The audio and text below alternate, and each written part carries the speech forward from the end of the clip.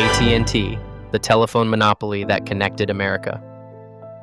In 1876, Alexander Graham Bell spoke the first words ever transmitted by telephone. "Mr. Watson, come here. I want to see you." Those simple words would spark the creation of the most powerful monopoly in American history.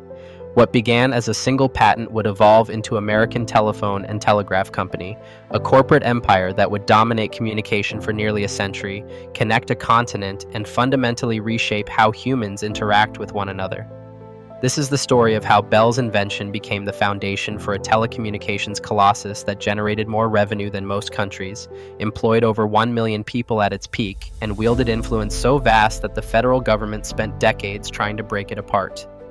Alexander Graham Bell filed his telephone patent on February 14, 1876, just hours before competitor Elisha Gray submitted a similar design. That timing would prove to be worth billions. Bell Telephone Company was founded in 1877, with Bell holding 30% ownership, but the real architect of the empire was Theodore Vail, who joined as general manager in 1878. Vail understood something revolutionary about the telephone business that others missed entirely. Unlike telegraphs, which sent messages point to point, telephones created network effects where each new user made the system exponentially more valuable to every existing user. A telephone was useless without other telephones to call, and the company that could build the largest, most comprehensive network would inevitably dominate the entire industry. Vail's strategy was breathtakingly ambitious: create a single unified telephone system spanning the entire United States. The company's slogan became "One Policy, One System, Universal Service," and Vail meant every word. Between 1885 and 1900, Bell Telephone aggressively acquired hundreds of local telephone companies, purchased crucial patents from competitors, and systematically eliminated rivals through both legal warfare and strategic pricing. When independent telephone companies emerged in cities across America, Bell would often refuse to connect these local networks to its long-distance lines, effectively isolating them. The company spent millions on research and development, creating innovations like the carbon microphone, the loading coil that enabled long-distance calling, and automated switching systems that reduced the need for human operators. By 1907, AT&T controlled 67% of all telephones in America and virtually 100% of long-distance service.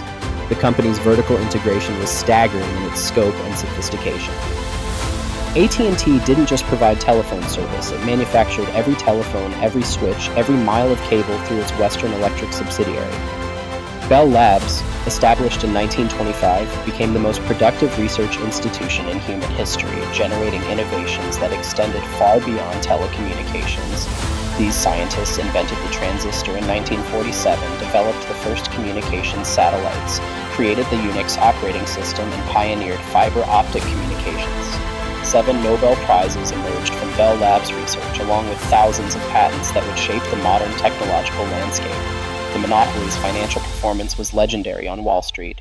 AT&T stock became known as widow and orphan stock because its dividends were so reliable that conservative investors built entire retirement strategies around them. At its peak in the 1970s, AT&T was the world's largest corporation by revenue, generating over $60 billion annually and employing 1.1 million people. The company owned 22 regional Bell operating companies that provided local telephone service, maintained the world's most sophisticated long-distance network, operated Western Electric manufacturing facilities across the globe, and funded Bell Labs research that was decades ahead of any competitor. AT&T's infrastructure was so critical to American security that during World War II, the company's facilities received the same protection as military installations. The government's relationship with AT&T was complex and constantly evolving. The first major antitrust challenge came in 1913 when AT&T agreed to divest Western Union telegraph operations and allow independent telephone companies to interconnect with Bell's long-distance network. This Kingsbury commitment temporarily satisfied regulators, but AT&T's dominance only continued growing. The company argued, often successfully, that telephone service was a natural monopoly best served by a single, coordinated system, rather than competing networks. Regulators generally accepted this logic in exchange for strict oversight of AT&T's rates and service quality.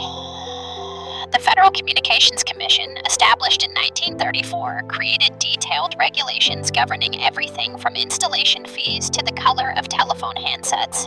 However, by the 1960s, technological changes began undermining AT&T's monopoly arguments. Microwave transmission, satellite communications, and early computer networks suggested that competition might actually improve innovation and reduce costs. The Department of Justice filed its landmark antitrust lawsuit against AT&T in 1974, seeking complete dissolution of the Bell system.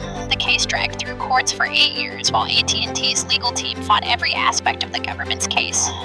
Company executives argued that breaking up the Bell system would destroy the unified network that had made American telecommunications the world's most advanced. They warned that fragmented ownership would increase costs, reduce service quality, and eliminate the cross-subsidies that kept rural telephone service affordable. Judge Harold Green ultimately sided with the government, and on January 1, 1984, AT&T was forced to divest its 22 regional Bell operating companies in what became known as the breakup of Ma Bell. The divestiture created 7 independent regional Bell operating companies nicknamed the Baby Bells, while AT&T retained its long-distance business, Western Electric Manufacturing, and Bell Labs research operations. The immediate aftermath was chaotic as customers suddenly faced multiple telephone bills, complex calling procedures, and unfamiliar company names. However, competition quickly emerged in long-distance services as MCI, Sprint, and other carriers challenged AT&T's pricing and service offerings. The breakup also accelerated innovation in telecommunications equipment as manufacturers other than Western Electric could finally compete for telephone company business. Post-divestiture, AT&T struggled to adapt to competitive markets after nearly a century of regulated monopoly operations. The company made disastrous acquisitions, including purchasing computer manufacturer NCR for $7.4 billion in 1991, only to spin it off 5 years later after massive losses. AT&T's long-distance market share eroded steadily as competitors offered lower prices and innovative services. The rise of cellular phones, internet communications, and cable television further fragmented the telecommunications landscape that AT&T had once dominated completely. Ironically, several of the Baby Bells proved more successful than their former parent, with companies like Verizon and SBC Communications growing through acquisitions and aggressive expansion into wireless and broadband services. The story came full circle in 2005 when SBC Communications, one of the original Baby Bells, acquired AT&T for $16 billion and adopted the AT&T name.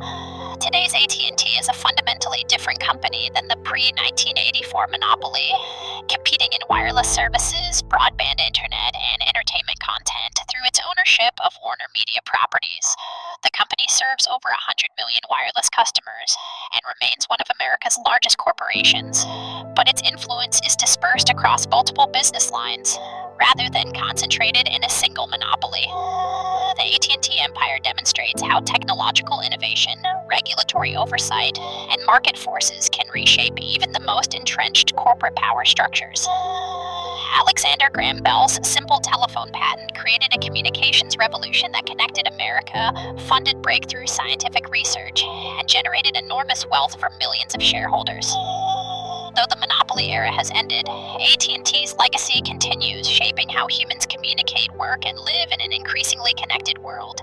The empire that began with Mr. Watson, come here, evolved into a global telecommunications giant that proves how a single innovation, properly leveraged and strategically developed, can build corporate empires that endure for generations.